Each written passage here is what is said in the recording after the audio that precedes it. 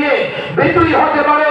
আল্লাহর কসম, ইসলামের রাজনীতির ভিত্তি হচ্ছে আল্লাহর উপর ভরসা করে যার হাতে যা কিছু আছে না কেন তাই নিয়ে এই ভূখণ্ড হেফাজত করবার জন্য প্রয়োজনে চাপিয়ে পড়বে। আল্লাহর কসম করে বলে, আল্লাহর উপর ভরসা করে এই মুসলমান যদি তাগুতের মোকাবেলায় ঝাঁপিয়ে পড়ে, তাগুত যেই হোক না কেন মুসলমানদের মোকাবেলায় টিকতে পারবে না।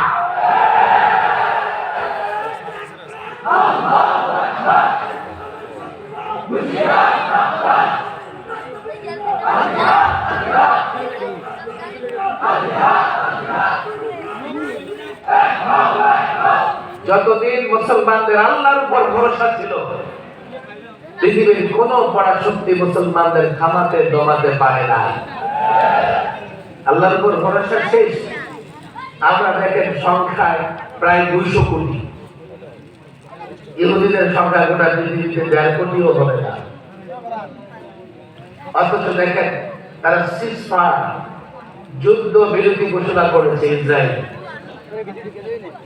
কত বড় গাদ্দারি!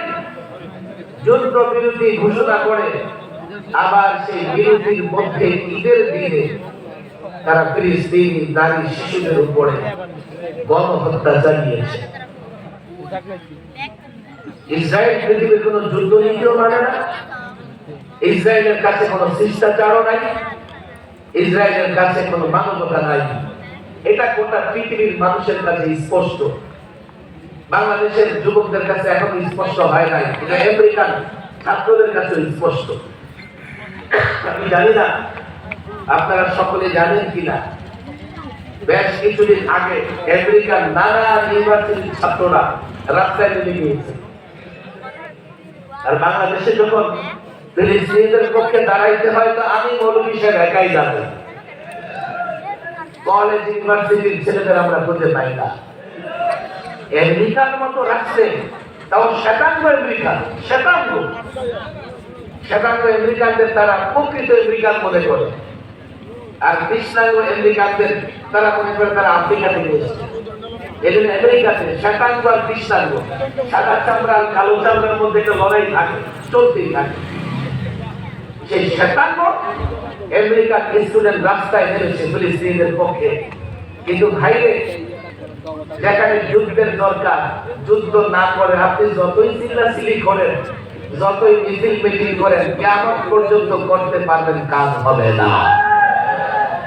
যেখানে যুদ্ধ দরকার সেখানে যুদ্ধ করতে হবে। যতই কিয়ামত পর্যন্ত দোয়া করেন, দোয়া করেই যদি সমাধান করা যেত, তো কোন নবী রাসূল কাফেরের বিরুদ্ধে অস্ত্র ধরতেন না। নবী রাসূল তো মুস্তাজাবুদ দাওয়া, তারা ডাকতে আল্লাহ শোনেন। এই যুদ্ধের বিধান আল্লাহ এই জন্যই দিয়েছেন যাতে ইসলাম ও মুসলমানদের নিরাপত্তা বিধান করা যায়। আজকে 200 কোটি মুসলমান ইহুদিদের মোকাবেলায় দাঁড়াবার ক্ষমতা এই জন্যই নাই, এই মুসলমানরা আল্লাহর উপর তেমন বিশ্বাস রাখে না। কথা বিজমিকে চলে যাচ্ছে, আমি লম্বা কথা বলবো না, একটু খেয়াল করবেন। ডান দিকে যে কথাটা বলি, বাচ্চারা শোনো। আমাদের একটা রাজনৈতিক শক্তি, ইসলামী রাজনৈতিক শক্তির দরকার আছে না নাই? এই কথা তো স্পষ্ট। এখন যেহেতু দরকার আছে, সাকত সাহেব যদি একা রাস্তায় চলতে থাকে, সেই শক্তি হয়ে যাবে। আমি যদি ভুল করে থাকি, সংশোধন করার দায়িত্ব আপনাদের ওলামায়ে কেরামের। কিন্তু আমি যদি সঠিক পথে থাকি, ওলামায়ে কেরামের দায়িত্ব হচ্ছে আমাকে সহযোগিতা করা। গত 16টা বছর আমি চাইলেও কোনো না কোনো বাজারে উঠে আমার নিলাম হয়ে যেত, 2-4 টাকা তো বিক্রি হতে পারতাম। কিন্তু গত 16টা বছর 3 বার আমাকে জেলখানায় থাকতে হয়েছে। 3 বার, একবার না। আল্লামা মুফতি আমির রহিমাহুল্লাহ যখন ছিলেন 2011 4 এপ্রিল হরতালের দিন আমাকে গ্রেফতার করে। আমি তখন 11তে বেশ কিছুদিন সরকারি মেহমানখানায় ছিলাম। এরপর আপনারা সবাই মিলিত আন্দোলন সংগ্রাম করলেন 13তে। 13 হেফাজতের আন্দোলনের পর আমি লম্বা সময় সরকারি মেহমানখানায় ছিলাম। এরপরে এবার 21-এ মোদী বিরোধী আন্দোলন যখন শুরু হলো, সবার আগে আমারই নিউজ, আপনি আসেন মেহমানখানা উপস্থিত। এবার ধরে তো আর ছাড়ে না, 2 বছর 2.5 বছর। এই যে এবারের ঈদটা ভিন্ন রকম একটা ঈদ ছিল। ভিন্ন রকম একটা ঈদ কেন ছিল? এবার ঈদে আমরা সম্পূর্ণ মুক্ত ছিলাম। এর আগে আমি তিনটা ঈদ কাটিয়েছি, 3টা রোজার ঈদ, এই তো সরকারি মেহমানখানায়। কথা তো অনেক, দেখেন আমি এত কথা আজকে বলতেও পারবো না। এই যে অনেকেই তো দাবি করে আমরা আন্দোলন করছি, আমাদের এতজন লোক শহীদ হয়েছে, আমার এই ত্যাগ, আমার এই কুরবানি। আমি বলি কি জানেন, সব ঠিক আছে, তুমি ত্যাগ দিয়েছো, তোমার দল ত্যাগ দিয়েছে, ছাত্ররা কুরবানি দিয়েছে, কিন্তু এই ফ্যাসিবাদী সরকারের পতন হয়েছে আলেমদের বদদোয়ার কারণে। 16 বছর তো অনেকবার আন্দোলন হয়েছে। জেলখানায় আলেমদের সঙ্গে যে আচরণ করা হয়েছে, এক আলেমকে এতটা কষ্ট দেওয়া হয়েছে। আমার মতো একটা নিরীহ মানুষ, আমিও প্রায় 2 মাস রিমান্ডে ছিলাম।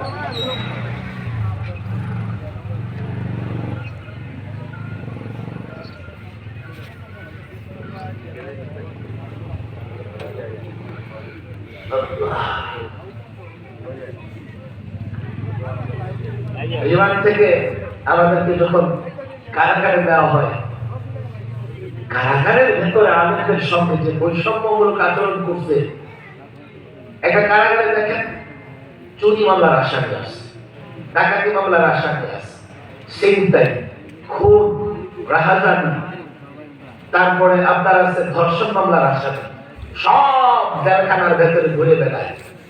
জেলখানার ভেতর থেকে পার্কের মতো করা আছে। সেই জেলখানায় একজন আলেমকে ফাঁসির জেলে 24 ঘন্টা তালাবদ্ধ করে রাখত। দিনটা যেমনই কাটতো। কারো মাওলানা মাহমুদুল হক সাহেবের সঙ্গে কামরাঙ্গীর চোরে মাওলানা আতাউল্লাহ সাহেব, হযরত হাফিজ হুজুর রাহিমাহুল্লাহ কনিষ্ঠ সন্তান সাহেবজাদা, ওনার জানাজা শেষে আমরা বসে কথা বলতেছিলাম। মাওলানা মাহমুদুল হক সাহেব আমাকে বলতেছিলেন যে জেলখানায় রাতগুলো খুব ভালো কাটতো। এবার হ্যাঁ, জেলখানায় রাতগুলো আমাদের খুব ভালো কাটতো। কিভাবে? শেষ রাতে 1টা বাজতেই দ্রুত ওলামা একরাম ওযু করে নামাজে দাঁড়ায় যেতেন। একজন দাঁড়ায় তেলাওয়াত করতেছে, কাঁদতেছে, কেউ রুকুতে পড়ে কাঁদতেছে, কেউ সিজদায় পড়ে কাঁদতেছে। একটা কামরা থেকে বাচ্চা পিটাইলে যে আওয়াজ হয়, এইভাবে এক আলেমের কামরা থেকে কান্নার আওয়াজ আসতেছে। 2.5 বছর 3 বছর আলেমরা এই ফাঁসির জেলে 24 ঘন্টা আবদ্ধ থেকে পরিবার থেকে বিচ্ছিন্ন, এমনকি অনেকে আইনজীবী থেকে বিচ্ছিন্ন, অনেকে জেলখানায় তার সন্তান মারা গেছে খবরটা পর্যন্ত তারা দেওয়া হয় নাই। আমার বাবার ইন্তেকাল হয়ে গেছে, আমি জেলে, আমাকে লাশের মতো করে গাড়িতে করে জানাজা আনা হয়েছে, তাও বন্ধ রাখে। যা খুশি তাই করেছে আলেমদের সঙ্গে। আর আলেমরা আল্লাহর আদালতে বিচার দিয়েছে।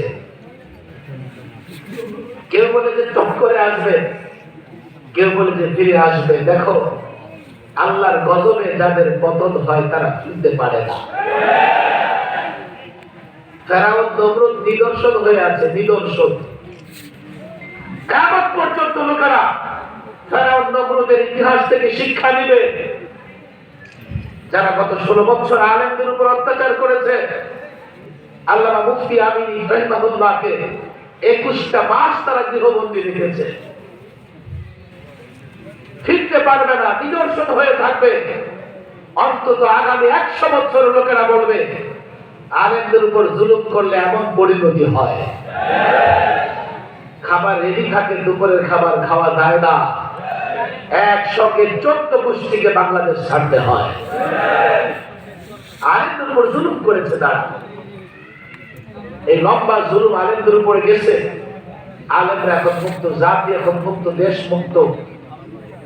যে সমস্ত আলেমরা জুলুম সহ্য করেছে তারা চাইলেও রাতের বেলায় কোথাও না কোথাও গিয়ে আপোষ করতে পারতেন।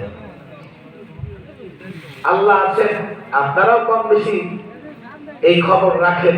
একদিনের জন্য এই চিন্তাও করি নাই যে বাতিলের সঙ্গে আপোষ করতে হবে। শুধুমাত্র একটা পরিবর্তনের জন্য নয়, শুধুমাত্র ফেসিবাদীদের বিদায়ের জন্য নয়, একটাই আশা, এই জমিনে কোরআন সুন্নাহ ভিত্তিক শাসন ব্যবস্থা চালু হবে।